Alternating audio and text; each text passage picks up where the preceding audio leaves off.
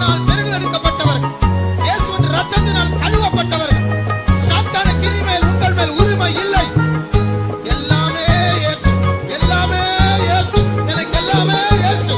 Let's turn to the Gospel of Matthew, 10ஆம் அதிகாரம் chapter 10. 28ஆம் வசனத்தை வாசிப்போம். Let's read verse 28. ஆத்துமாவை கொல்ல வல்லவர்களாய் இராமல் சரீரத்தை மாத்திரம் கொல்லுகிறவர்களுக்கு நீங்கள் பயப்பட வேண்டாம். ஆத்துமாவையும் சரீரத்தையும் நரகத்திலே அழிக்க வல்லவருக்கே பயப்படுங்கள்.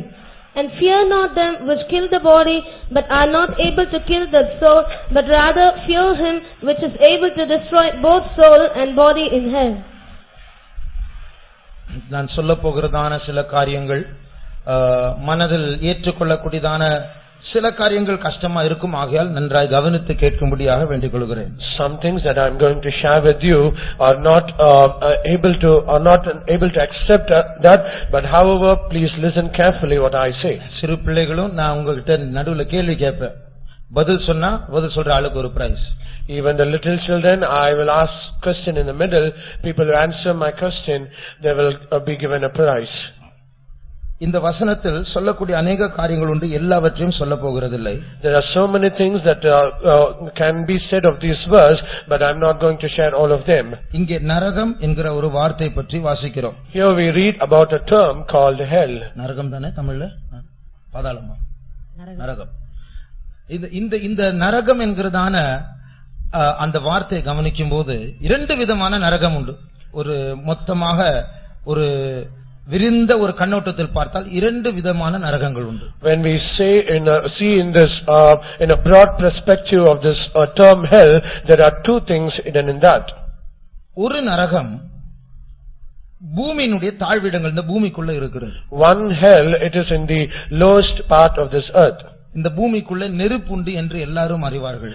Everyone knows that there is a fire beneath this earth. ஆகையால் தான் எரிமலைகளை பார்க்கிறோம். And that's the reason we see about volcanoes. ஆனால் இந்த பூமியில் இருக்கிறதான அந்த தீ, நடுவில் இருக்கிற அந்த தீ பகுதியில தான் நரகமும் மறைந்திருக்கிறது. அது வேற மண்டலம். அந்த தீ நரகம் அல்ல, அந்த தீக்குள் நரகம் இருக்கிறது. And in the center of this fire there is a place called hell. It is not a fire, but that is the very place called hell.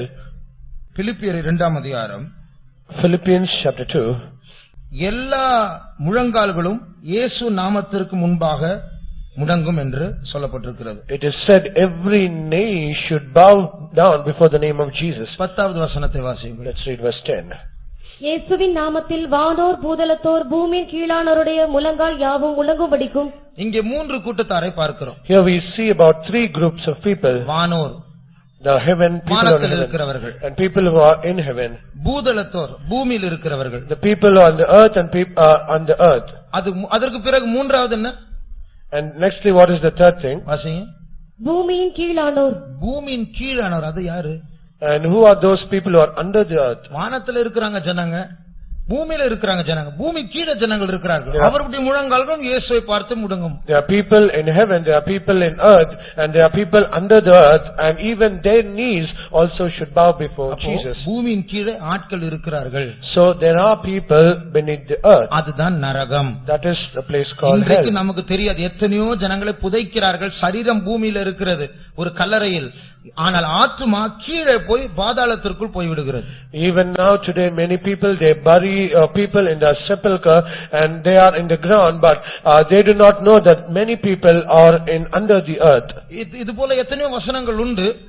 பூமியின் கீழே நரகம் உண்டு என்று நிரூபிக்க எத்தனையோ வசனங்கள் உண்டு. There are so many verses to prove that there is hell beneath the earth. ஆனால் இப்பொழுது நேரம் இல்லை. But we do not have sufficient time. இந்த நரகம், இந்த பூமிக்குள் இருக்கிற பாதாளம் உயிர்த்தெழுதலுக்கு முன்பாக ஆத்துமாக்கள் அனுப்பப்படுகிறதான பாதாளம். This hell that is beneath the earth, it is a place where people are sent before the resurrection. ஒரு பாவி மரித்தால் அவனுடைய சரீரம் இங்கே புதைக்கப்படும். ஆனால் அவனுடைய ஆத்மா கீழே போய் பாதாளத்திற்குள் போய்விடுகிறது. When a sinner is buried, his body will be in this earth, but his soul will go beneath the earth. ஆனால் அவனுடைய உயிர்த்தெழுதலுக்கு பிறகு வேறொரு நரகத்திற்கு அனுப்பப்படுகிறான். But after his resurrection, he will be sent to another hell. இப்பொழுது இருக்கிற நரகம், பூமிக்குள்ள இருக்கிற நரகத்தில் ஆத்துமாக்கள் மட்டும்தான் உண்டு.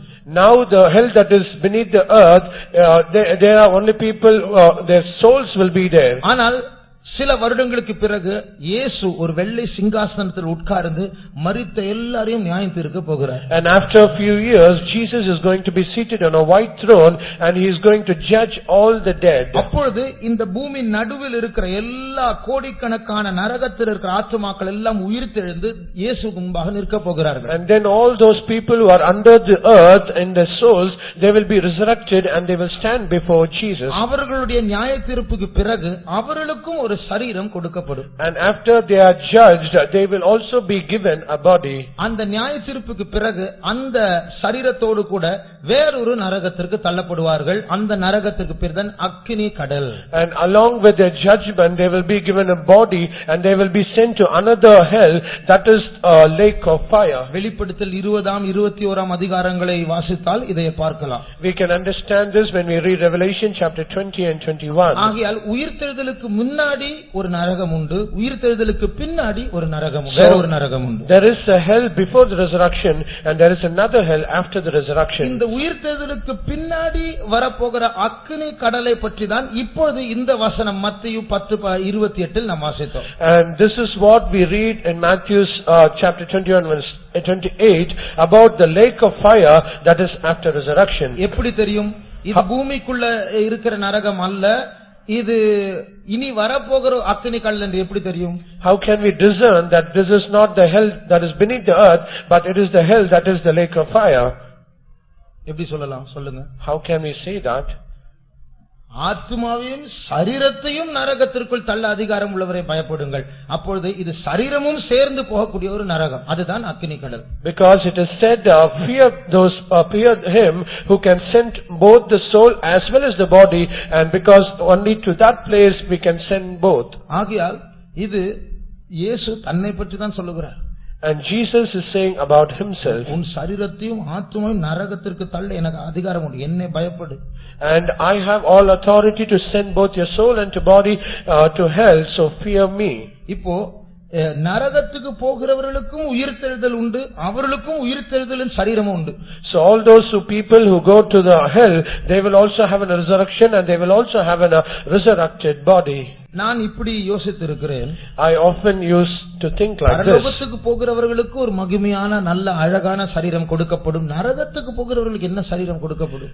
People who go to heaven, they will be given a beautiful body, but what kind of body will be given to those who go to hell? வெளிப்படுத்தல் 9 அதிகாரத்திற்கு வேதத்தை திருப்பினால், When we turn our Bibles to Revelation chapter 9, அங்கே ஒரு விதமான தீய வல்லமைகளை பற்றி வாசிக்கிறோம். we read about some evil powers.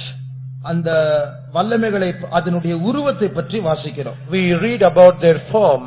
7ஆம் வசனத்தை 7ஆம் 8ஆம் 9ஆம் வசனங்களை வாசிக்கிறோம். Let's read verse 7, 8 and 9. 7 லிருந்து 10 வரை அது தமிழில் மாத்திரம் வாசியுங்கள். Let's read from verse 7 to 10 only in Tamil. அந்த வெட்டுக்கிளிகளின் உருவம் யுத்தத்திற்கு ஆயத்தம் பண்ணப்பட்ட குதிரைகளுக்கு ஒப்பாய் இருந்தது. அவைகளுடைய தலைகளின் மேல் பொன் மயமான கிரீடம் போன்றவைகள் இருந்தன. அவைகளின் முகங்கள் மனுஷருடைய முகங்கள் போல் இருந்தன. அவைகளுடைய கூந்தல் ஸ்திரீகளுடைய கூந்தல் போல் இருந்தது. அவைகளின் பற்கள் சிங்கங்களின் பற்கள் போல் இருந்தன. இருப்பு கவசங்களைப் போல மார்க்கவசங்கள் அவைகளுக்கு இருந்தன.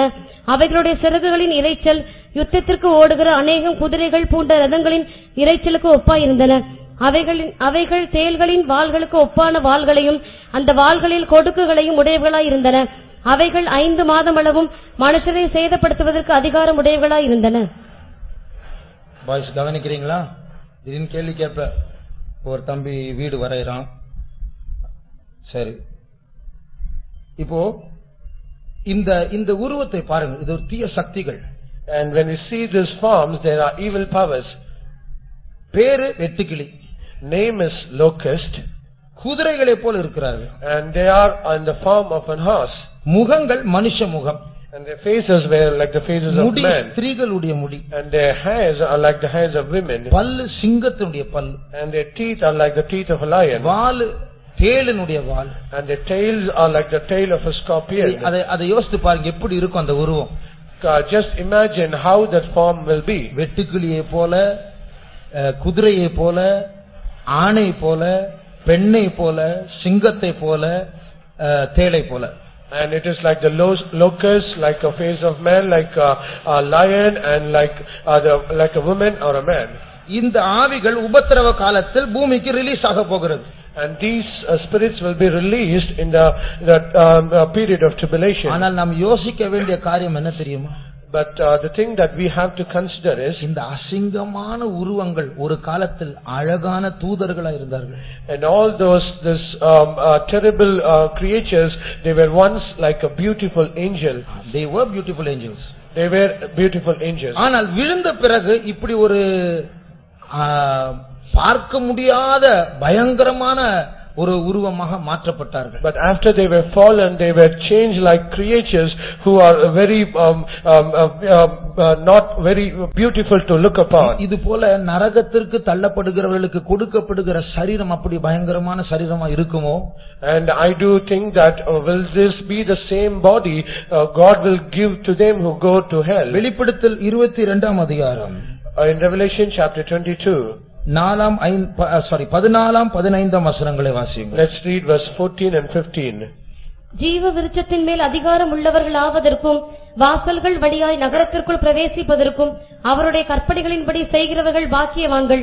நாய்களும் சூனியக்காரரும் விபச்சாரக்காரரும் கொலைபாதகரும் விக்கிரகாராதனைக்காரரும் பொய்யை விரும்பி அதன்படி செய்கிற யாவரும் புறம்பே இருப்பார்கள். இங்கே பரலோகத்தில் யார் இருப்பார்கள், நரகத்தில் யார் இருப்பார்கள் என்று சொல்லப்பட்டிருக்கிறது. Here it is said who will be in heaven and who will be in hell. அவருடைய கற்பனைகளை கைக்கொள்ளுகிறவர்கள் பாக்கியவான்கள், அவர்கள் ஜீவ விருட்சத்தை புசிப்பார்கள், பரலோகத்தில் இருப்பார்கள், அந்த நகரத்தின் வாசல் வழியாய் பிரவேசிப்பார்கள். Blessed are they that do his commandments, that they may have right to the tree of life, that may enter into through the gates into the ஆனால் city. புறம்பே இருக்கிறவர்கள் நாய்கள், சூனியக்காரர்கள், வேசித்தனம் பண்ணுகிறவர்கள், கொலைபாதகர்கள், விக்கிரக ஆராதனைக்காரர்கள், இவர்கள் எல்லாம் வெளியில இருப்பார்கள். பொய்யர் அனைவரும், dogs and sorcerers and whoremongers and murderers and idolaters and whosoever loveth and maketh a lie. இங்கே நாய்கள் என்று சொல்லப்பட்டிருக்கிறது. Here it is said about dogs. ஏன் நாய்கள் என்று சொல்லப்பட்டிருக்கிறது? Why it is said as dogs? அவர்கள் யாரா இருப்பார்கள்? Who will be there?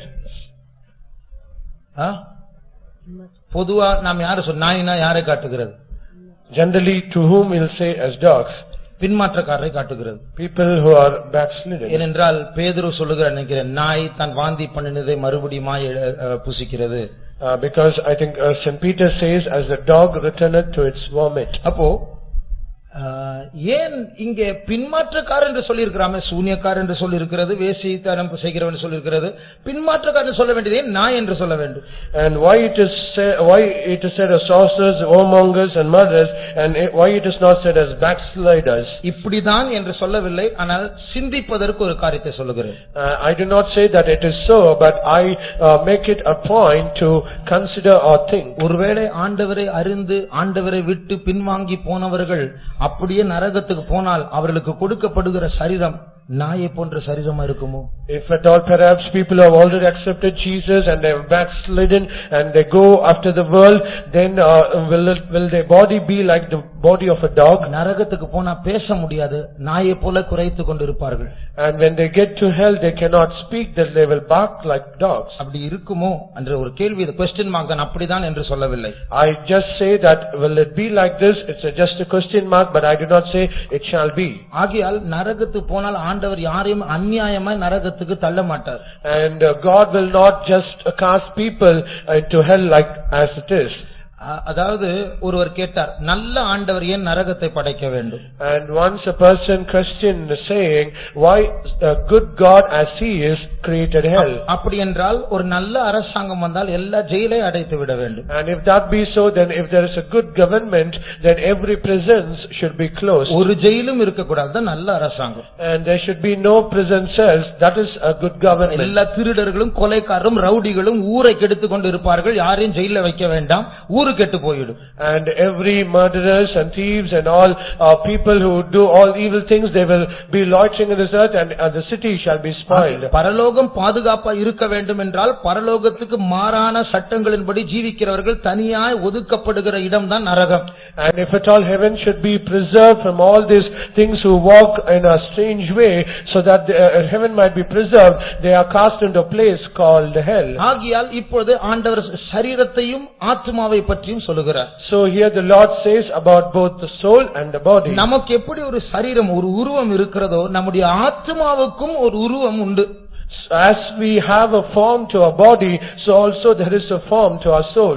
ஆத்துமாவை நாம் யாரும் பார்த்ததில்லை. None of us have seen a soul. உங்களுக்கு ஒரு ஆத்மா, ஒவ்வொருவருக்கும் ஆத்மா உண்டான இதுவரைக்கும் நீங்க அதை பார்த்ததில்லை. நானும் என் ஆத்மாவை பார்த்ததில்லை. Everyone seated here, they will have a soul for them. Even I have a soul, but none of us have seen them like that. நம்முடைய ஆத்மாவை நாம் பார்க்காததனால ஆத்மா இல்லை என்று அதாவது உருவமற்றது ஒரு புகையை போல ஷேப்லெஸ் என்று நாம் யோசிக்க கூடாது. Because we have not seen the form of soul, we cannot think that our soul is shapeless. லூக்கா 16ஆம் அதிகாரத்திற்கு வேதத்தை திருப்பும் பொழுது, when we turn our Bibles to Luke's Gospel chapter 16, ஐஸ்வரியவான் மரிக்கிறதை பற்றி நாம் வாசிக்கிறோம். we read about a rich man dying. அவர் நரகத்துக்கு போன பிறகு எப்படி இருக்கிறார் என்று பாருங்கள். And after he gets to hell, read how is he. 23ஆம் வசனத்திலிருந்து let's read from verse 23. பாதாளத்திலே அவன் வேதனைப்படுகிற போது தன் கண்களை ஏறெடுத்து ஆத்துமாவுக்கு அப்படி என்றால் கண் உண்டு. பாதாளத்திலிருந்து கண்களை ஏறெடுத்து. And when it said he lift up his eyes, because then we can understand that the soul has an eye. அடுத்த வசனம், next verse. அப்பொழுது அவன், தகப்பனாகிய ஆபிரகாமே, நீர் எனக்கு இறங்கி லாசரு தன் விரலின் நுனியை தண்ணீரில் தோய்த்து என் நாவை குளிர பண்ணும்படி அவனை அனுப்ப வேண்டும். இவர் மரித்து அடக்கம் பண்ணப்பட்டார். 22ஆம் வசனத்தில் அடக்க ஆராதனை முடிந்து விட்டது. இப்பொழுது இன்னும் பேசுகிறார். And in verse 22 he was died and buried, and even now still he speaks. அப்படி என்றால் ஆத்துமாவுக்கு வாய் உண்டு. If that be so, there is a mouth for a soul. Abraham 25ஆம் வசனத்தில் அந்த ஐஸ்வரியவானுக்கு பதில் சொல்லுகிறார். Abraham in verse 25 he replies to this rich man. அப்படி என்றால் ஆபிரகாம் பேசுவதை கேட்க ஐஸ்வரியனுடைய ஆத்துமாவுக்கு காது உண்டு. If that be so, to hear all those things that are spoken by Abraham, there is a soul for this man. நரகத்தில் அவன் வேதனைப்பட்டான் என்று சொன்னான். அப்படின்னா ஆத்துமாவுக்கு உணர்ச்சி உண்டு. And he was tormented in hell. Then we can understand there is a feeling for soul. ஆகையால் ஆத்துமாவுக்கும் சரீரத்துக்கும் ஒரு நல்ல நெருங்கிய தொடர்பு உண்டு. So there is a close relationship between body and soul. நம்முடைய சென்டர் பாஸ்டர் ஜான்சன் அவர்கள் ஒரு முறை சொன்னார். Center pastor Johnson, he said once, என் ஆத்துமா என் சரீரத்தை விட்டு பிரிந்தது ஒரு முறை. And he said, my soul departed from my body once. என் ஆத்துமாவை நான் பார்த்தபோது என் சரீரத்தை போல அதே உருவம் அதே முகத்தோற்றம் இருந்தது. And when I saw my own soul, I could see that my soul had the same form as my body is. ஆகையால் நம்முடைய ஆத்துமாவுக்கும் சரீரத்துக்கும் ஒரு நெருங்கிய தொடர்பு உண்டு. So there is a close relationship between our body and our soul. ஏறக்குறைய ஒரே உருவம் தான். Almost they have a similar form. சரீரத்தை பார்க்கலாம், ஆத்துமாவை பார்க்க முடியாது. ஆனால் சரீரத்தை விட ஆத்துமா தான் நிஜமானது. And we can see our body but we cannot see our soul, but more clear and true and right is soul more than a body.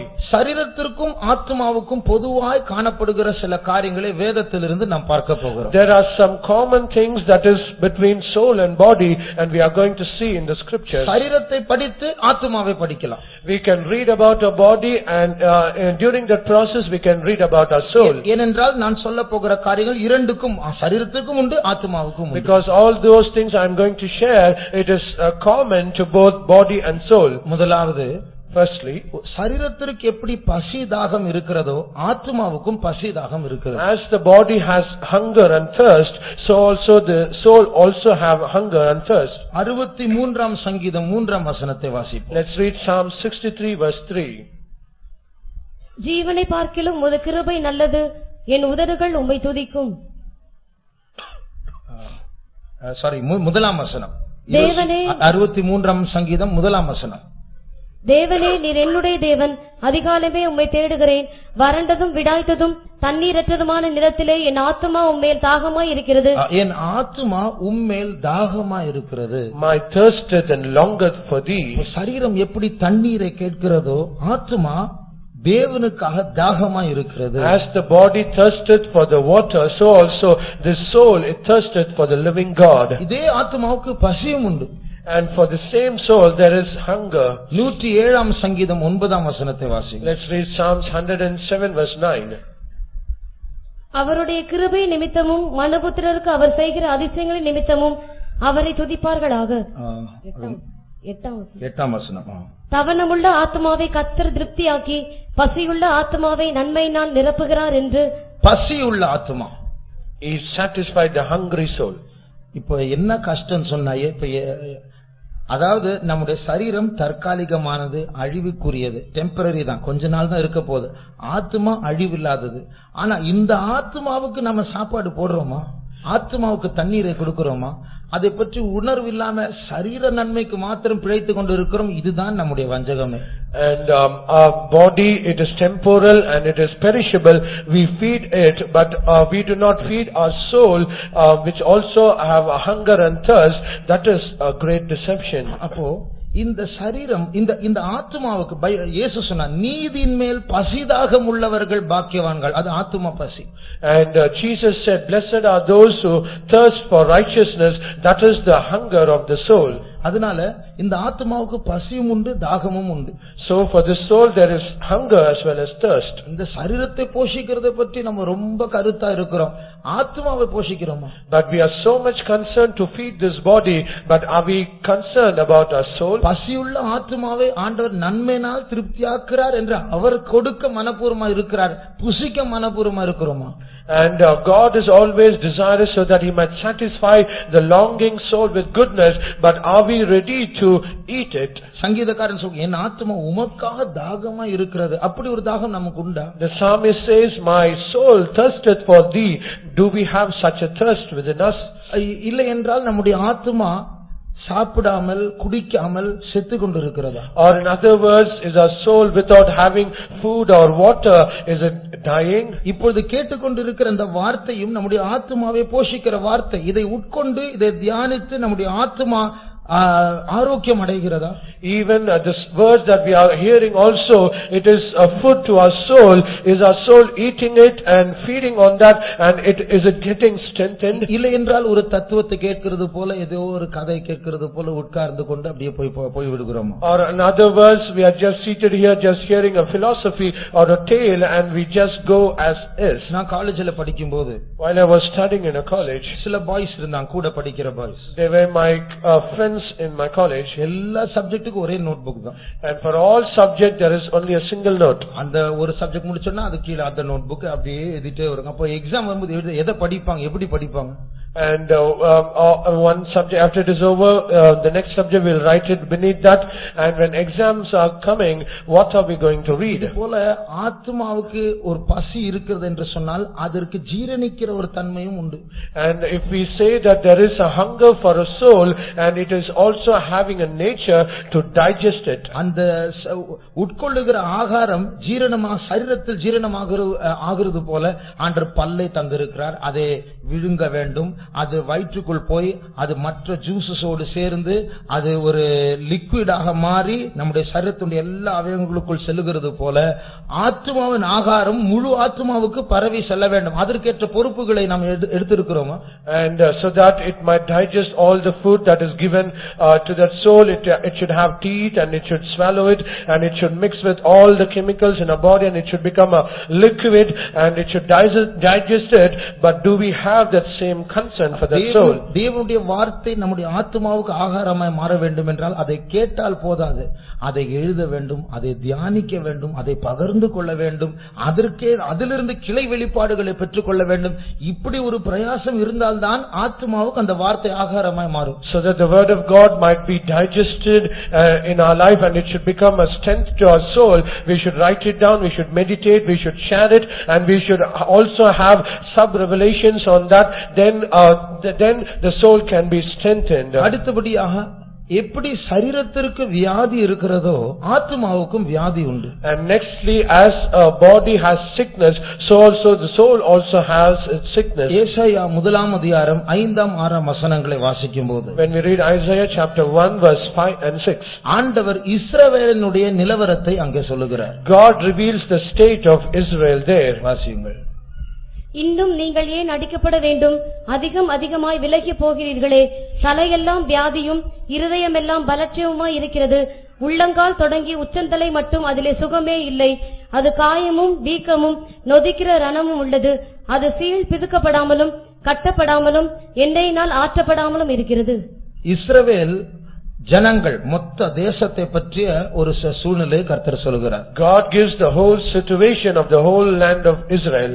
கால் உண்டு, கை உண்டு, தலை உண்டு இஸ்ரவேல் ஜனங்களுக்கு. They have a hand, a foot and also head. இது இஸ்ரவேல் ஜனங்களுடைய ஆத்தும நிலவரத்தை பற்றி சொன்ன காரியம். This is the thing that is said about the state of the soul of the children of Israel. எத்தனை முறை உங்களை தண்டித்து இருக்கிறேன், வியாதிகள் அனுப்பி இருக்கிறேன், வாதைகள் அனுப்பி இருக்கிறேன், ஜாதிகள் அனுப்பி இருக்கிறேன், சிறைப்படுத்தி இருக்கிறேன், ஆனாலும் நீங்கள் திருந்தின பாடில்லை. How many times I have chastised you, punished you, and I have put into captivity, and I have sent nations against you, but still you are not come back. சரீரத்தில் எப்படி வியாதிகள் இருக்கிறதோ அதே போல ஆத்மாவுக்கும் வியாதி உண்டு. So as the body has its sickness, so also the soul has its sickness. நாம் இந்த கிரேக்க பதங்களை பார்த்தால், when we see about the Greek terms, soul ஆத்மா என்கிறதான வார்த்தைக்கு கிரேக்க பதம் சுகே என்கிறதான ஒரு வார்த்தை பாவிக்கப்படுகிறது. The term that is given for a soul in Greek is suke. இந்த சுகே என்கிறதான வார்த்தையிலிருந்து தான் ஆங்கில வார்த்தை சைக்கி இல்லை என்றால் சைக்கோ இப்படிப்பட்டதான வார்த்தைகள் வந்திருக்கிறது. And from this word suke, the English word psycho came into pass. சரீரம் என்கிற பாடி என்கிறதான வார்த்தைக்கு கிரேக்க பதம் The Soma. The term for body in Greek is soma. இப்போ மருத்துவர்களுக்கு தெரியும் சில வியாதிகள் உண்டு, மருத்துவர் அதற்கு கொடுக்கிற பேர் psychosomatic diseases. And for all the doctors, they know about this term. For all people who are in a deadly sickness, they give a term called psychosomatic disease. Psychosomatic வியாதி என்று சொன்னால் என்ன? What is the meaning of psychosomatic disease? இந்த வியாக்கியானத்தின்படி ஆத்துமா சரீர வியாதிகள். And according to this interpretation, it is called a sickness pertaining to the soul. டாக்டர்களே சொல்லுகிறார்கள் உள்ளம் சரி இல்லாமல் போனால் அது வெளியே வியாதியாய் வெளிப்படும். அதுதான் இதனுடைய கருத்து. And even the doctors, they themselves say, if a heart or soul is not right, it manifests itself as sickness to the body. High blood pressure, high blood pressure, தீராத தலைவலி, and incurable headache, வயிற்றில் இருக்கிற ulcer, and the ulcer in the stomach. இப்படிப்பட்ட வியாதிகள் psychosomatic. உள்ளத்தில் சரியில்லை, ஆகையால் அது வெளியே இப்படி வியாதியாக வெளிப்படுகிறது. These kinds of diseases are called psychosomatic because the heart is not right and it is manifested in the body. அப்படி என்றால் உள்ளத்தை சரிப்படுத்தினால் வெளியில் இருக்க வியாதிக்கும் சுகம் வந்துவிடும். If that be so, if we set right our soul, then there will be healing to our sickness. ஆண்டவர் நானே உன் பரிகாரியாகிய கர்த்தர் என்று சொல்லும் பொழுது அவர் சரீரத்தை மாத்திரமல்ல உள்ளத்தையும் சுகப்படுத்துகிறார். When the Lord says, I am the God that healeth thee, he does not say only to the body but also to the soul. ஆகையால் நாம் நம்முடைய உள்ளத்தில் இருக்கிறதான அக்கிரமங்களையும் அநியாயங்களையும் சரிப்படுத்தினால் வியாதியும் சரியாகிவிடும். So if we set right all our iniquities and all our unrighteousness, even our body will be healed. இப்போ பிரச்சனை என்னவென்றால் சரீரம் வியாதிப்பட்டால் அதற்கேற்ற உணர்ச்சி நமக்கு உண்டு, வேதனை வருகிறது. ஆனால் ஆத்மா வியாதிப்பட்டால் அதற்கேற்ற வேதனை வருகிறதா? But the very great problem is, if at all we fell sick, we have a feeling about that sickness, but do we have that same concern of feeling when our soul is sick? நான் சரியில்லை, I am not good, ஆண்டவருக்கு முன்பாக குற்றவாளியா இருக்கிறேன், I am guilty before God. இப்படி சரீரம் வியாதிப்படும் பொழுது வேதனை வருகிறது போல ஆத்மா சரியில்லை என்று உணரும் பொழுது வேதனை வந்தால், and if we have a feeling when we are sick in our body, and if we have the same pain when we are sick in our soul, இந்த வாரம் ஃபாஸ்டிங் பிரேயருக்கு வாங்க. please come to the fasting prayer this week. அதுதான் என்னை பற்றி எனக்கு ஒரு பாரம் உண்டு என்பதற்கு அடையாளம். And that is the sign that I do have a burden of myself. குறைந்தபட்சம் இத்தனை ஜெபங்களுக்கு வர வேண்டும் என்று சொல்ல விரும்பவில்லை. I did not desire to say that at the minimum you should come to all these prayers. ஏறக்குறைய 12 ஜெபங்கள் உண்டு. We have almost 12 prayer meetings. பாதிக்காவது வர வேண்டும் இல்லையா? At least you should come half of it.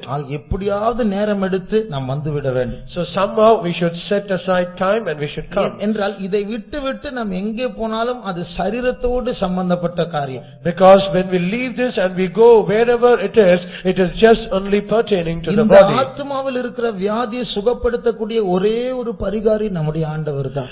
And Jesus, God is the only healer who can heal the sickness of our soul. ஆகையால் நம்முடைய ஆத்துமா மறுபடியுமாய் சுகம் அடையும்படியா அதற்கேற்ற ஆலோசனைகள் வார்த்தைகளை கர்த்தர் நமக்கு தரப்போகிறார். God is going to give counsels and words appropriate to our sickness of our soul. ஆகையால் நம்முடைய ஆத்துமாவின் வியாதி மாற வேண்டும் என்றால் தேவ சமூகத்தில் அதற்காக அவர் நம்முடைய பரம வைத்தியர், அவருக்காக நாம் காத்திருக்க வேண்டும். So we are going to wait in the presence of God so that our sickness of our soul will be healed by the physician who can heal us. ஆகையால் நாம் உண்மையாகவே தேவனுடைய சமூகத்திற்கு வந்து நாம் சுத்திகரிப்புக்கு முதலிடம் கொடுத்தால் நம்முடைய சரீர வியாதிகளும் மாற்றப்படும். Truly, if we come to the presence of God and we give room so that our soul might be cleansed and sanctified, surely our body will be healed. அடுத்தபடியாக Nextly, நம்முடைய சரீரத்திற்கு எப்படி வஸ்திரங்கள் இருக்கிறதோ ஆத்துமாவுக்கும் வஸ்திரங்கள் உண்டு. as a body has garments for it, so also the soul have vestures for it. வெளிப்படுத்தல் 3ஆம் அதிகாரம் When we read Revelation chapter 3, 4ஆம் 18ஆம் வசனங்களை வாசிக்கும்போது when we read verse 4 and 18, அங்கே வஸ்திரங்களை பற்றி வாசிக்கிறோம். we read about garments. ஆனாலும் தங்கள் வஸ்திரங்களை அசுசிப்படுத்தாத சில பேர் சத்தையிலும் உனக்கு உண்டு. அவர்கள் பாத்திரவான்களானபடியால் வெண் வஸ்திரம் தரித்து என்னோடே கூட நடப்பார்கள். நான் நீ ஐஸ்வர்யவானாகும்படிக்கு நெருப்பிலே புடமிடப்பட்ட பொண்டையும் உன் நிர்வாணமாகிய அவலட்சணம் தோன்றாதபடிக்கு நீ உடித்துக் கொள்வதற்கு வெண் வஸ்திரங்களையும் என்னிடத்திலே வாங்கிக் கொள்ளவும் நீ பார்வை அடையும்படிக்கு உன் கண்களுக்கு கலிக்கம் போடவும் வேண்டும் என்று உனக்கு ஆலோசனை சொல்லுகிறேன். பாய்ஸ், உங்ககிட்ட ஒரு கேள்வி கேட்கிறேன். நான் இப்போ ரெண்டு காரியங்களை பற்றி படிக்கிறேன். என்னது சொல்லுங்க, யாராவது பாய்ஸ் சொல்லுங்க. ரெண்டு காரியங்களை பற்றி படிக்கிறோம். என்னது முடிக்கிறீங்க? நீங்க வரைகிற வீடை பற்றியா? என்ன ரெண்டு காரியம் படிச்சிட்டு இருக்கிறோம்? இப்போ என்ன பிரசங்கத்துல ரெண்டு காரியங்களை பற்றி படிச்சிட்டு இருக்கோம். என்னது சண்டே கிளாஸா? இல்ல. Very good. Soul and body. So it's about soul and body. சரீரத்தை பற்றியும் ஆத்மாவை பற்றியும் படிச்சிட்டு இருக்கிறோம். We are reading about soul and body. அப்போ இப்போ நாம் வாசித்த வசனத்தில் ஆத்மாவுக்கும் வஸ்திரம் உண்டு. And as the verse that we now read, there is a garment for the soul as well. ஆத்மாவுக்கு நிர்வாணம் உண்டு. And there is nakedness for soul. வசனத்தை வாசிப்போம். வெளிப்படுத்தல் 16ஆம் அதிகாரம் 15ஆம் வசனம். Let's read another verse, Revelation chapter 16 verse 15. இதோ திருடனை போல் வருகிறேன். தன் மானம் காணப்படத்தக்கதாக நிர்வாணமாய் நடவாதபடிக்கு விழித்துக் கொண்டு தன் வஸ்திரங்களை காத்துக் கொள்ளுகிறவன் பாக்கியவான். ஆண்டவர் சொல்லுகிறார், வஸ்திரத்தை காத்துக்கொள், நிர்வாணமா இராதே. And God says, preserve your garment, do not be naked.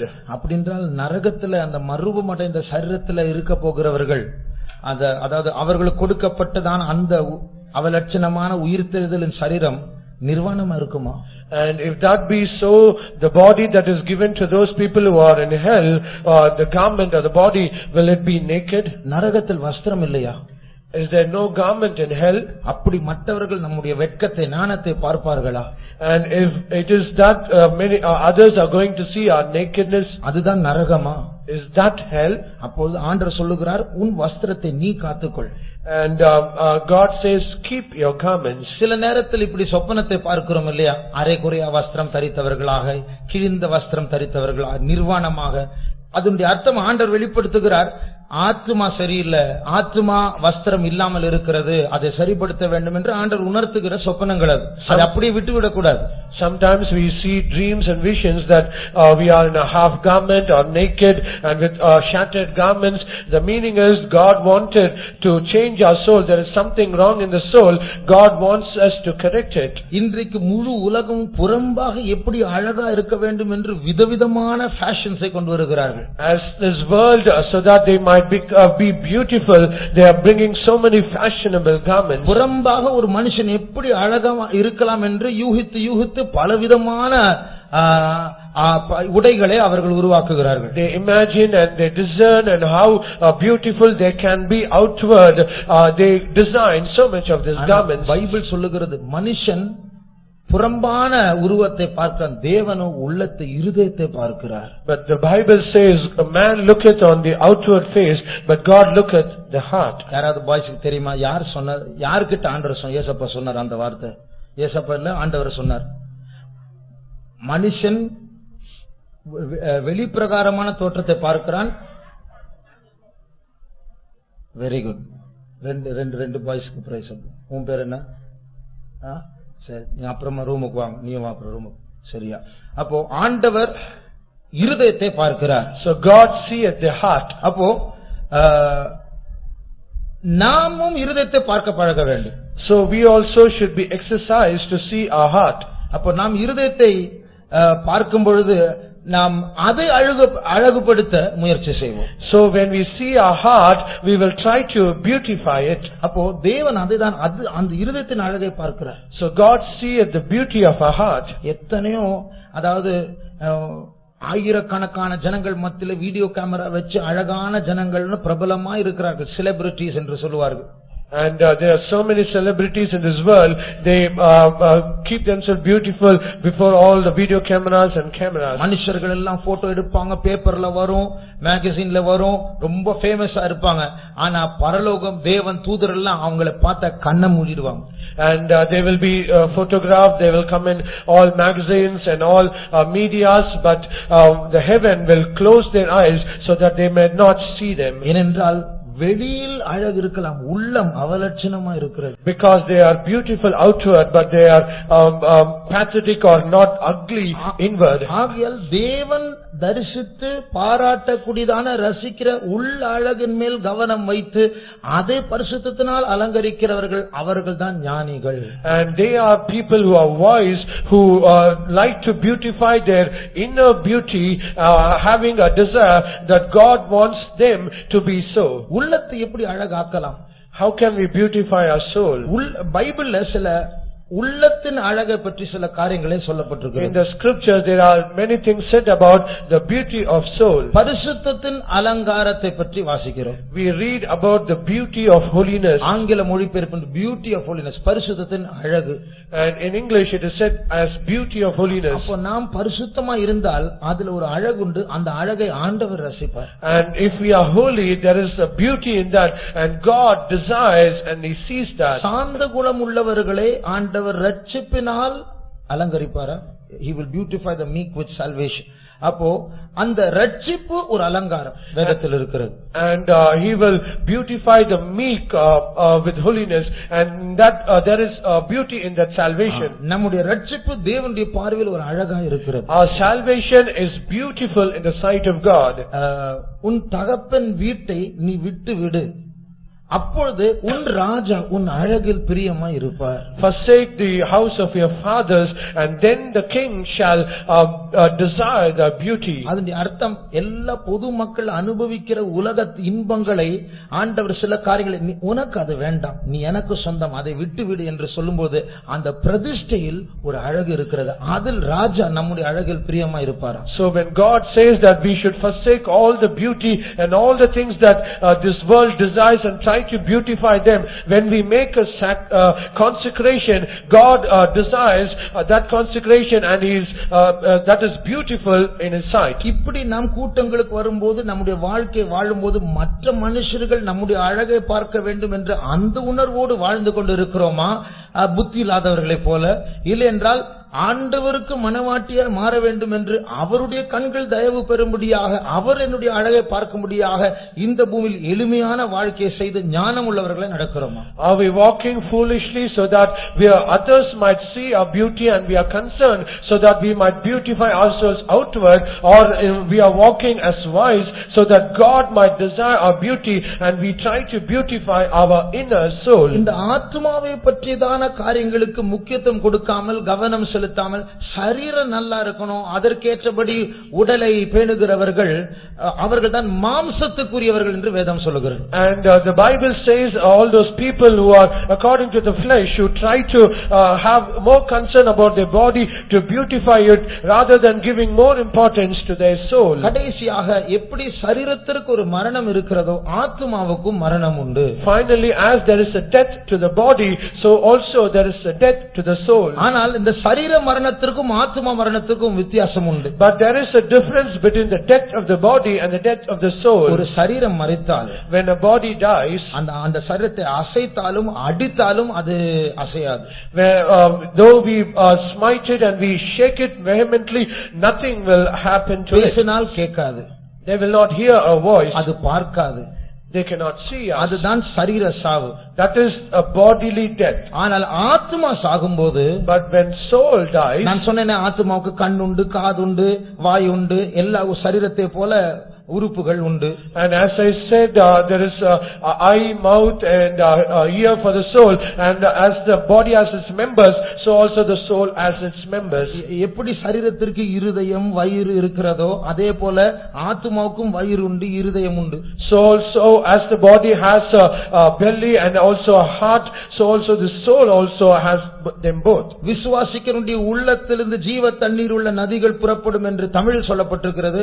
இங்கிலீஷ்ல விசுவாசிகளுடைய வயிற்றிலிருந்து ஜீவ தண்ணீர் உள்ள நதிகள் புறப்படும். அது ஆத்மாவின் வயிற்றை காட்டுகிறது. English it is said out of the belly of him that believers rivers of water shall flow it.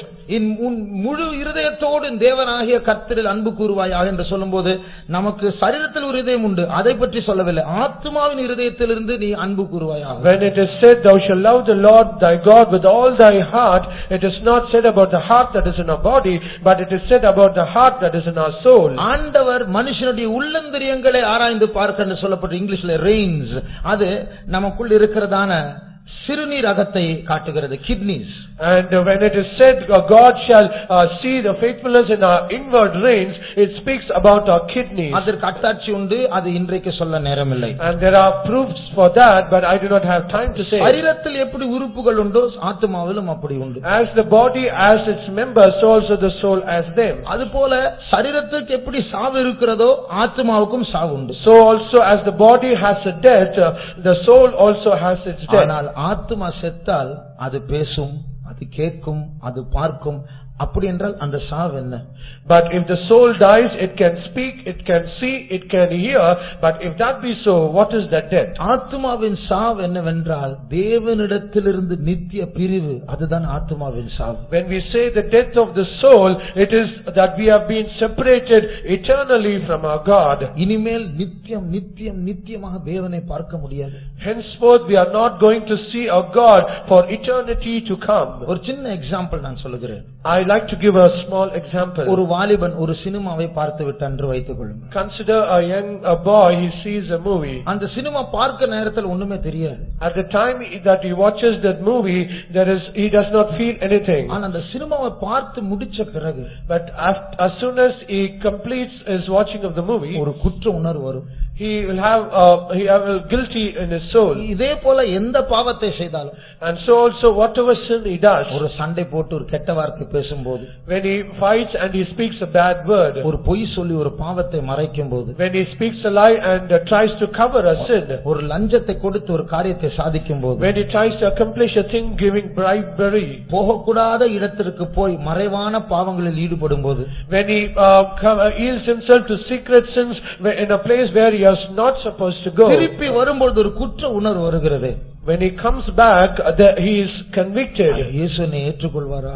Will Jesus accept me? நான் ஏன் இப்படி பண்ணிட்டேன்? Why have I done like this? இனிமே நான் பண்ணவே கூடாது. Henceforth I should never do it. என்னால முடியல. I cannot do இப்படி எல்லாம் பல காரியங்களை சொல்லுகிறோம்.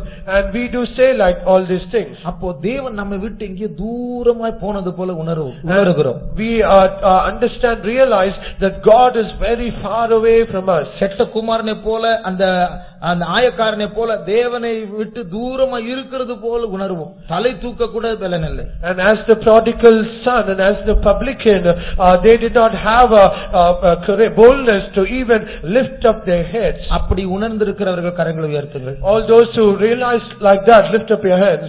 எத்தனை பேர் இருக்கிறீர்கள் பாருங்க. How many of us are like this? அந்த உணர்வு, அந்த துக்கமா இருக்கும் இல்லையா, அதுதான் நரகத்தின் ஆரம்பம். And that godly sorrow and that conviction, that is hell. நித்திய காலமா அப்படி இருந்தா எப்படி இருக்கும்? அதுதான் ஆத்துமாவின் சாவு. And if it is for eternity, how will that be? That is death to the soul. இப்போ நான் சொன்னேனே, இப்போது வாசித்தோமே, சரீரத்தையும் ஆத்மாவையும் நரகத்துக்கு தள்ளக்கூடியவரை பயப்படுங்கள் என்று வாசித்தோம் மூல வசனத்தில். We read in the key verse that fear him who can cast both the soul and the body to the hell. அப்போ அந்த நரகத்திற்கு வேறொரு பேர் உண்டு, அக்கினி கடல். வேறொரு பேர் உண்டு. And for that same hell there is another name called lake of fire. அக்கினி கடல் மாத்திரமல்ல, இனி ஒரு பேரும் உண்டு. Not only the lake of fire, it has also another name. என்ன பேரு? அக்கினி கடலுக்கு வேறொரு பேர் உண்டு. செகண்ட் டெத், இரண்டாம் மரணம்.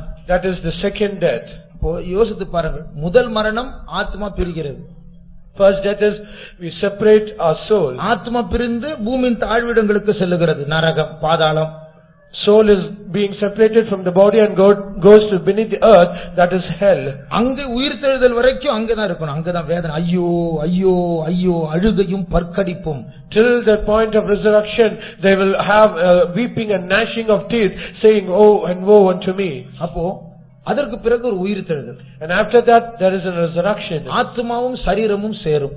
And the soul and the body will come together. திருப்பி நரகத்துக்கு தள்ளப்படும். Again they will be cast into hell. அதான் இரண்டாம் மரணம். That is the second death. அப்போ அங்கே செத்து கொண்டே இருப்போம், நித்திய காலமா தேவனை விட்டு பிரிந்து கொண்டே இருப்போம், ஐயோ ஐயோன்னு அழுது கொண்டே இருப்போம், ஆனால் விடுதலை இல்லை. And we will keep on dying and we will say woe unto me, there is no death afterwards, and it will be only weeping and gnashing of teeth. அப்போ நாம் ஆத்மாவினுடைய பிழைப்பை பற்றி, ஆத்மாவினுடைய பசியை பற்றி, ஆத்மாவுடைய வஸ்திரத்தை பற்றி நாம் முக்கியத்துவம் கொடுக்காமல், சரீரம் நல்லா இருக்கணும், என் உடம்பு நல்லா இருக்கணும், நான் நல்லா சம்பாதிக்கணும், இப்படிதான் நினைத்து கொண்டிருந்தால் நாம் இந்த பைபிளினுடைய வியாக்கியானத்தின்படி முட்டாள்கள். Rather than giving importance to the thirst and hunger and the desire of the soul, we try to nourish and feed all this body, and so that we say that I should be good, earn more and be happy. Then we become fools according to the interpretation of the Bible. லூக்கா 12ஆம் அதிகாரத்தில் ஒரு பணக்காரனை பற்றி வாசிக்கிறோம். We read about a rich man in Luke's Gospel chapter 12. பைபிள்ல சொல்லப்பட்ட அவனுடைய வயல் நன்றாய் விளைந்தது.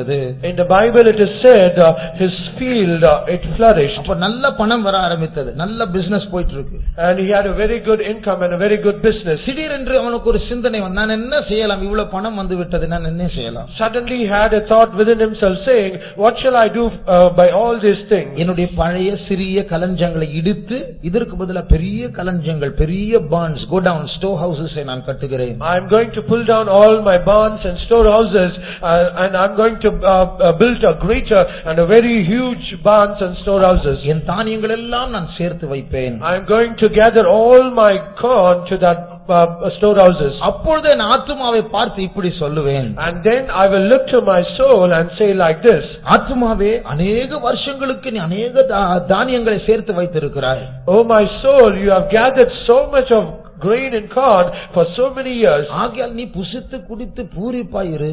And so take then eat and drink and be happy. அப்பொழுது தேவன் சொன்னார். But then God said, மதிகேடனே, "O thou fool, முட்டாளே." O thou fool person."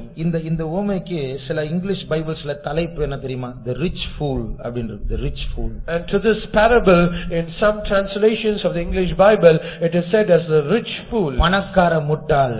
He is the rich fool. அப்ப அர்த்தம், பணம் சம்பாதிக்க மூளை இருந்தது, ஆத்மாவை பற்றி அறிவில்லாமல் போய்விட்டான், மதிகேடனே. The meaning is he had a knowledge and brain to earn money, but he has left to feed the soul, and he is called as fool. இப்போ நம்முடைய புறம்பான சரீரத்தில் எப்படி காதுகள் இருக்கிறதோ, நம்முடைய ஆத்மாவுக்கும் காது உண்டு. As we have the outward ears to our body, so also we have an ear to our soul. இந்த புறம்பான காதும் ஆத்மா காதும் இணைக்கப்பட்டிருக்கிறது. And this outward ear in our body and that inner ear in our soul, they are joined together. அந்த அர்த்தம் என்ன? இதற்கு சொல்ல பல வசனங்கள் உண்டு, ஆனால் நேரம் இல்லை. And there are so many verses to give references to this, but we do not have time. ஒரே ஒரு வசனத்தை வாசிப்போம். Let's read only one verse. லூக்கா 9ஆம் அதிகாரம் 44ஆம் வசனம் வாசியுங்கள். Let's read Luke's Gospel chapter 9 verse 44. நீங்கள் இந்த வார்த்தைகளை கவனமாய் கேளுங்கள். இந்த வார்த்தைகளை கவனமாய் கேளுங்கள் என்று தமிழில் இருக்குது, ஆங்கிலத்தில் வாசியுங்கள்.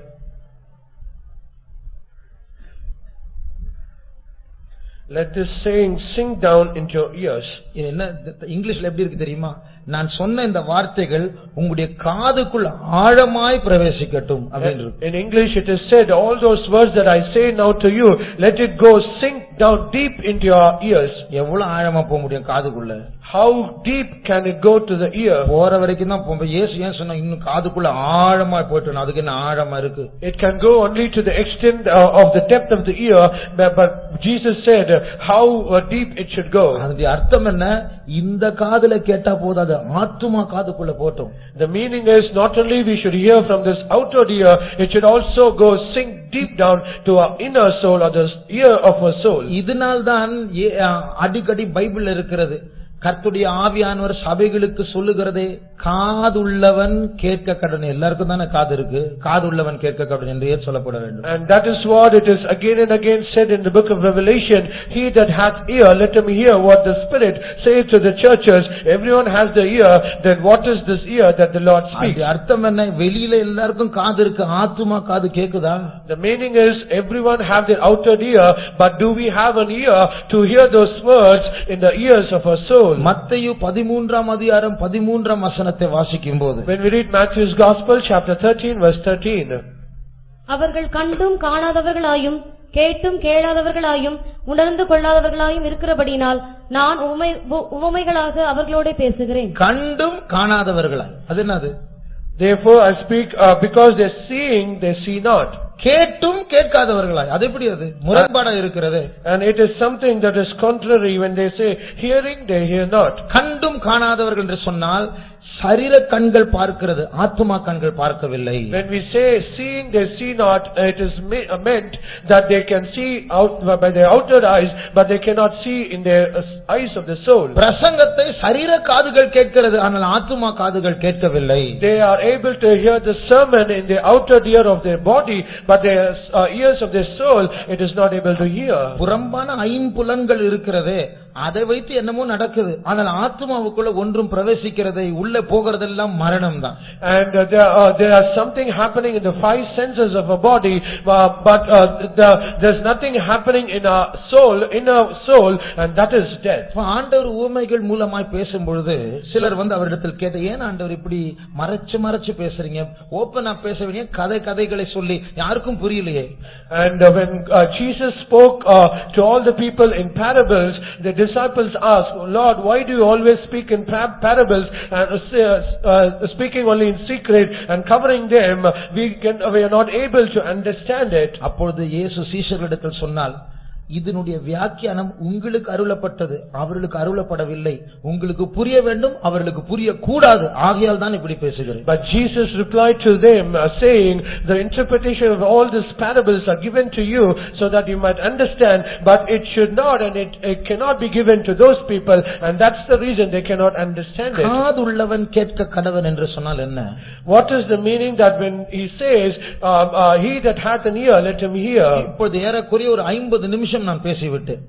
Now almost I have spoken for almost 50 minutes. நான் பேசின 50 நிமிஷத்துல 50 நிமிஷத்தினுடைய வார்த்தைகளும் காதுக்குள்ள போயிருக்கும். And all the words that I have spoken in these 50 minutes, everything should have entered into your ears. ஆண்டவர் என்னோடு பேசினார் என்று சொல்லக்கூடிய ஒரு வரியாவது இருந்திருக்க வேண்டும். But at least there should be one verse or one statement that the Lord speaks to me personally. அதுதான் ஆத்துமா காதுக்குள் போன காரியம். That is the thing that went into the ear of our soul. அதுதான் அந்த ஆத்துமாவை மறுரூபப்படுத்தும். That is the thing that can transform our soul. அதுதான் ஆத்துமாவை அழகாக்கும். That is the thing that can beautify our soul. அதுதான் ஆத்துமாவின் வஸ்திரத்தை அந்த ஆத்துமாவுக்கு கொடுக்கும். That is the thing that can give a garment to that soul. ஆகையால் இப்படி தேவனுடைய சத்தத்தை கேட்கால் கொஞ்சம் கொஞ்சமாக செவி மந்தம் உள்ளதாய் மாறும், கண்கள் பார்வையற்றதாய் மாறும், ஆத்துமா செத்துவிடும். And if we do not hearken to all those words, little by little our ears will become dim, deaf, and our eyes will become dim, and there will be death in our soul. ஒரு முறை ஒரு வாலிப பிள்ளை ஸ்கூலில் படித்துக் கொண்டிருந்த 1999 ஆண்டு நடந்த சம்பவம். This is the incident that happened in the year 1999. அமெரிக்காவில் ஒரு ஸ்கூலில் சில மாணவர்கள் மத்தியில் தர்க்கம். And in the school at America, there is a debate between the students of a class. அது சண்டையாய் மாறிவிட்டது. And that become a strife. சிலர் சொல்லுகிறார்கள் தேவன் தான் உலகத்தை படைத்தார். சிலர் சொல்றாங்க இல்லை மனுஷன் தானாக குரங்கிலிருந்து தோன்றினான். Some said it is God that who created man, but the others they debated saying man came as by himself and he came only by an ape. முடிவில் இரண்டு பேர் பரிணாம கொள்கையை ஆதரவளிக்கிற இரண்டு மாணவர்கள் கண்ணோடு வந்தார்கள் ஸ்கூலுக்கு. And finally all those students who support the theory of evolution, they came there with pistols. வந்து தேவனை நம்புகிற இயேசுதான் ஆண்டவர் என்று சொல்லுகிற ஒரு வாலிப பிள்ளை மேல் கண்ணை காட்டினார்கள். And they pointed that rifle on a young girl who said it is only by God that man came into being. இயேசுவை நம்புறியா இல்லையா? Do you believe Jesus or not? நம்புகிறேன். She said I do. ஸ்பாட்லயே சுட்டு கொன்னுட்டாங்க. Immediately on the spot she was fired. அப்ப அவளுடைய தகப்பன் ஒரு pastor. And her father was a pastor. அப்போ இந்த பாஸ்டருடைய மகள் இப்படி செத்து இரத்த வெள்ளத்தில் இருப்பதை அவர் மற்றவர்கள் கேட்ட உடனே, and when he came to know about his daughter who was shot dead in a pool of blood, when he heard that, அவரை சிலர் விமர்சனம் செய்தார்கள். அவரை பிடிக்காதவர்கள், கடவுளை நம்பாதவர்கள், இவருடைய பிரசங்கத்தை ஏற்றுக்கொள்ளாதவர்கள் அவரை போய் பரியாசத்தின் கேள்வியை கேட்டார்கள். And all those who did not like that pastor and who did not desire him, they criticized and mocked that pastor. அவங்க என்ன கேட்டாங்க தெரியுமா? Do you know what they did ask? உங்க பொண்ணை வந்து இப்படி கண் எடுத்து சுடும்போது உங்க ஆண்டவர் எங்க போயிட்டாரு? And when that person he came with a pistol and shot dead your daughter, where was your God? அவர் என்ன தெரியுமா பதில் சொன்னாரு? Do you know what this pastor said? அவருடைய மகனை சிலுவையில் அறையும்போது எங்க போயிட்டாரு? அங்கதான் போயிட்டாரு. And he said when his own son was crucified, where was he? In that same place God was also there. அதுக்கு மேல பதில் சொல்ல முடியுமா? And can they ever reply to this question? அப்போ அவருக்கு ஆண்டவர் ஒரு வெளிப்பாடை கொடுத்தார். And he had a revelation by God. லூக்கா 11ஆம் அதிகாரத்துல, in Luke's Gospel chapter 11, 11ஆம் வசனத்திலிருந்து வாசிக்கும்போது, when we read from verse 11, ஒரு குமாரன் தகப்பனிடத்தில் அப்பத்தை கேட்டார், அந்த அப்பத்துக்கு பதிலாக கல்லை கொடுப்பாரோ?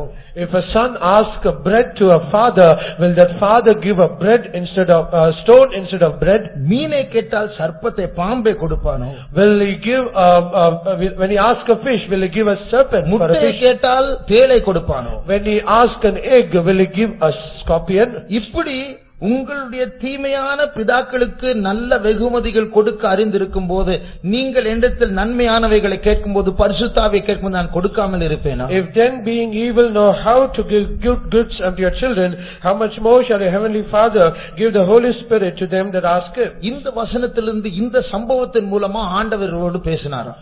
And through this event, through this verse, God spoke to that pastor. ஏன் இயேசு இப்படி பேசினார்? Why did Jesus speak like this? அவருக்கு ஒரு விளக்கம் கிடைத்தது. And he had an explanation to that. சில நேரத்தில் ஆண்டவர் நமக்கு அப்பம் கொடுக்கும்போது அது அப்பம் மாதிரி இருக்காது, கல்லு மாதிரி தான் இருக்கும். Sometimes when God gives us bread, it will not appear as bread, but it will appear as a stone. மீனை கேட்டால் அது மீன் மாதிரி இருக்காது, அது பாம்பு மாதிரி இருக்கும். When we ask for a fish, it will not be like a fish, but it will appear like a serpent. முட்டையை கேட்டால் அது தேள் மாதிரி இருக்கும். When we ask an egg, it shall be like a scorpion. நம்ம கேட்டது ஒன்று, ஆண்டவர் தருகிறது வேறு ஒன்று என்று தோன்றும் என்று அவர் சொன்னார். And he said it will appear as though that is different than what we are asked and what he gave. அவர் சொன்ன வார்த்தை என்ன தெரியுமா? But do you know what was the words that he said? இப்பொழுது எனக்கு சம்பவித்தது இது போன்ற ஒரு காரியம்தான். And this is what happened for me. It is so. என் மகள் செத்து போகிறது, அது அப்பத்தை போலவோ மீனை போலவோ முட்டையை போல அல்ல, அது கல்லை போல சர்ப்பத்தை போல தேளை போன்ற ஒரு அனுபவம். My daughter being shot dead, it is not like bread or an egg or a fish, but it is an experience like a stone, serpent or a scorpion. எதிர்பார்க்காததை எனக்கு கிடைத்திருக்கிறது. I have received what I least expected. ஆனால் ஆண்டவர் என்னோடு பேசினார்.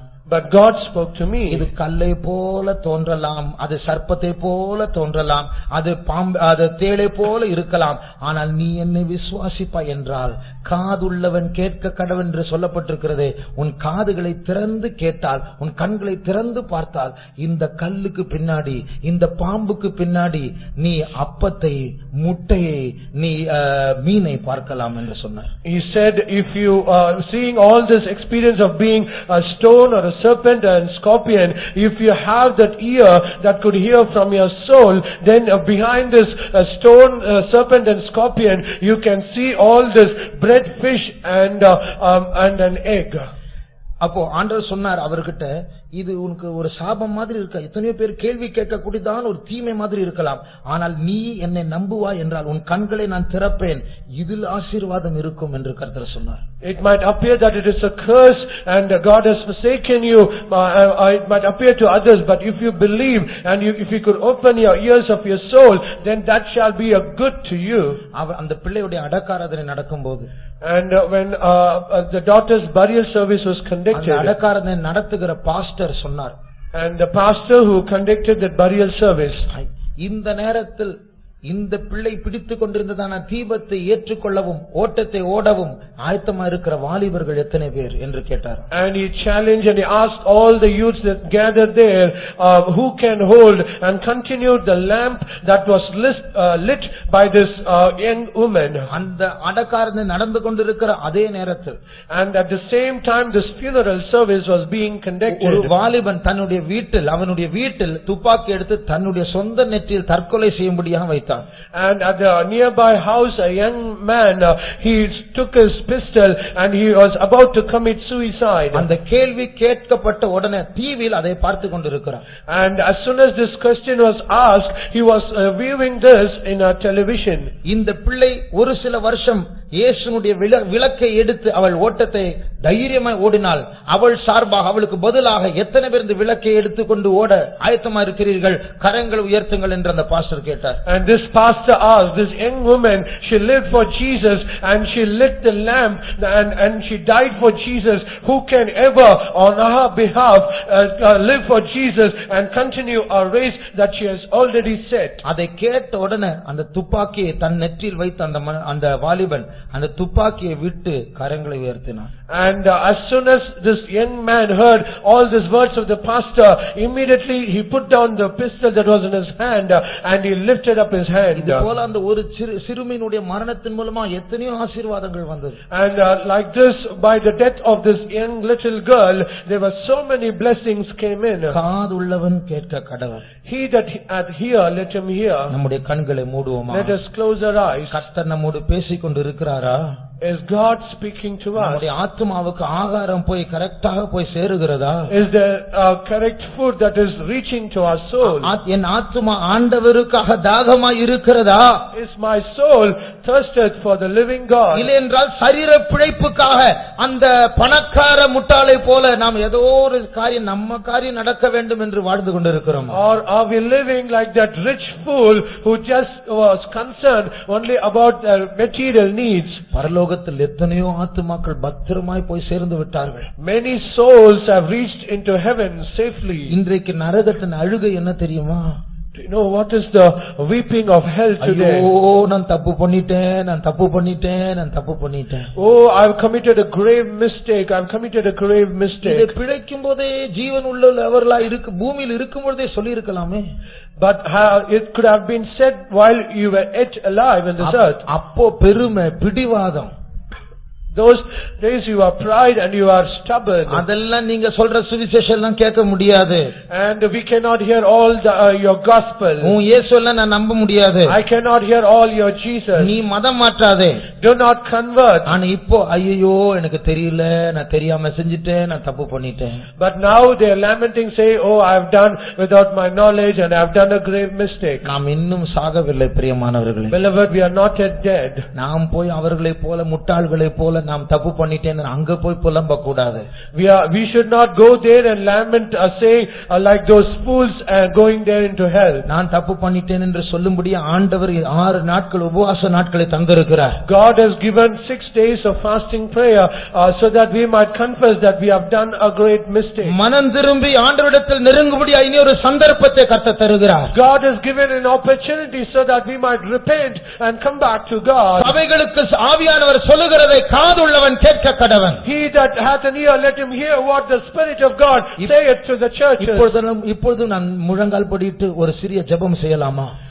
Even now can we be on our knees and say a small prayer? ஆண்டவரே இப்பொழுதே ஒரு மனம் திரும்புகிறதான உள்ளத்தை தாரும். Oh Lord, even now give me a repentant heart. ஒரு மேட்டுமையோடு இப்படிதான் என்னை யாரும் கேள்வி கேட்க முடியாது, நீங்க யார் பேசுறது என்று மேட்டுமையா சொன்னால் ஒரு நாள் தப்பு பண்ணிட்டே என்று நரகத்தில் அழ வேண்டிய சூழ்நிலை வரும். And if you say that I am going to live like this, I will not hear what all you say, then if you have that pride within you, then day shall come that you will lament saying I have committed a mistake. ஒரு நாள் ஞானஸ்நானம் எடுத்து ஒரு வாலிப பிள்ளை nail polish எல்லாம் போட்டுட்டு வந்தா கூட்டத்துக்கு. Once a young girl who was already baptized, she came to the meeting having nail polishes. நான் கேட்டேன், நீ ரகசிய கிறிஸ்தவ பிள்ளை இல்லை, உனக்கு எதுக்கு இது? And I asked her, you are a secret Christian, why do you need all this? அவ்வளவுதான் கேட்டேன் நான். And it is just as this I asked. அவ போய் ஃப்ரெண்ட்ஸ் கிட்ட சொல்லிருக்கா, பிரதர் யார் என்கிட்ட இதெல்லாம் கேக்குறது? And she went and told this to her friend saying, who is this brother that he should ask me? அவர் பிரசங்கம் பண்ணிட்டு போக வேண்டியதுதானே. And why can't he just preach and go? ஏன் நம்முடைய பிரைவேட் லைஃப் தனிப்பட்ட வாழ்க்கையில எல்லாம் நோண்டணும்? Why should he interfere in our private life? பிரசங்கம் பண்ணிட்டு போறதுக்காக நாங்க வரல. We have not come here just to preach and go. ஆத்துமாவினுடைய அழகற்ற கர்த்தரை விட்டு விலகி போன பகுதிகளை சுட்டி காட்டி நோண்ட முடியாதான் வந்திருக்கிறோம். We have come here so that we might pinpoint and dig all those things that we have gone away from our God. தயவு செய்து நம்முடைய சரீர பிழைப்புக்கு முக்கியத்துவம் கொடுக்காமல், நாம் எதிர்க்காமல், பின்னாடி வருத்தப்படாமல் இன்றைக்கு மனம் திரும்புவோம், தாழ்த்துவோம். So let us not give importance to all bodily physical benefits, and let us yield and let us repent so that we do not lament in the later days. ஜெபிப்போம். Let us pray. கர்த்தர் நம்மை மாற்றும்படியா ஜெபிப்போம். Let us pray so that God might change us. முழு சபை உபவாச ஜெபத்துக்கு வரும்படியா ஜெபிப்போம். Let us pray the whole church they should come for the fasting prayer. குடும்பத்தில் இருக்கிற எல்லாரையும் கர்த்தர் கொண்டு வரும்படியா ஜெபிப்போம். Let us pray that God should bring each and every member of the family to the நம்முடைய prayer. ஜீவியம் மாறும்படியா ஜெபிப்போம். Let us pray so that our life might be changed. சபையாக ஆண்டவரிடத்தில் நெருங்கும்படியா ஜெபிப்போம். As the whole church, let us come near to God. கர்த்தருடைய ஆவியானவர் பேசுவதை நம்முடைய காதுகள் கேட்கும்படியா ஜெபிப்போம். Let us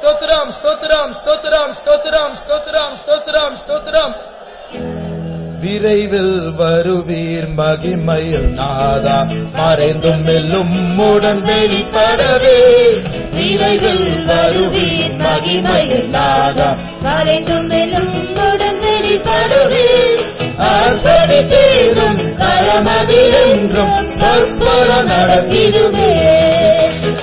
ஆசரித்தீரும் கரமதிலென்றும் பற்பர நடத்திடுமே. எந்த உயர்ந்த கண்மலையே என்றும் மாறாதை கரவே. எந்த உயர்ந்த கண்மலையே என்று மாறாதை கரவே. உன்னதாலும் மறைந்து வந்தடைந்து இந்த நாமத்தை உயர்த்திடுவே. நாமத்தை உயர்த்திடுவே. எந்த உயர்ந்த கண்மலையே என்று மாறாதை கரவே. என்று மாறாதை கரவே. உன்னதாலும் மறைந்து வந்தடைந்து இந்த நாமத்தை உயர்த்திடுவே. உன்னதாலும் மறைந்து வந்தடைந்து இந்த நாமத்தை உயர்த்திடுவே. எந்த உயர்ந்த கண்மலையே என்று மாறாதை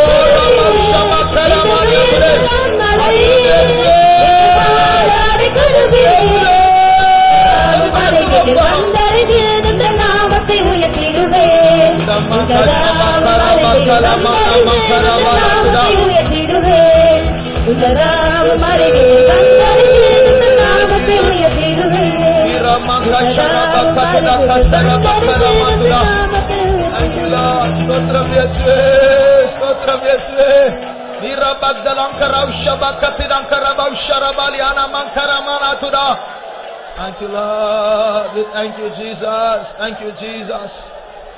கர்த்தர் நம்முடைய கூட்டத்தை ஆசீர்வதித்தார். அதற்காக ஸ்தோத்திரிப்போம்.